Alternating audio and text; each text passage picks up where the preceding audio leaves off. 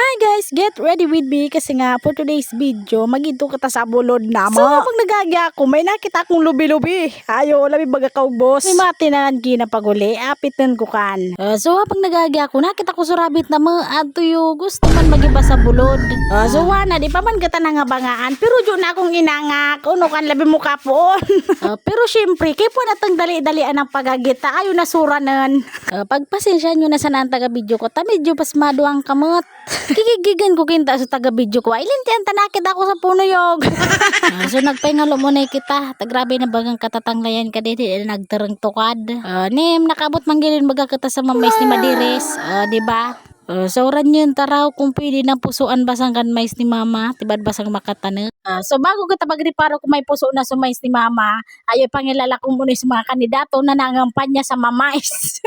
Kung makita nyo, lukop ba ganing tarpulin kan mamais ni mama?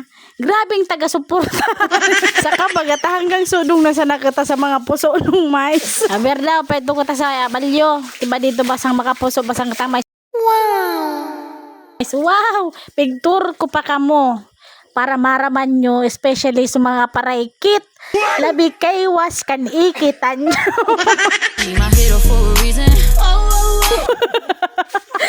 So, mga diretso na kita sa kubo ni Madiris. So, andito na tayo sa aming kubo with, yan, with matching butas-butas na bubong. So, wana, ibig katangwan at sa likod nung kamalig ni mama. Ipakita ko sa inyo. So, pinagmamalaki niyang anda. So, wana, balik naman ka tayo sa mamay si mama. Tadi talaga ako natuturangan ni kading mais kading hanggat di ako nakapupuso. Dawa man bagasisay maibag. Takasararig kading puso. Pero di man ni mama tigpaukuan. Pag gusto niya palayaan. Pauno ka tanikan makatanak. Muna hanggang yan man sana. Di man ka tanakapusong mais.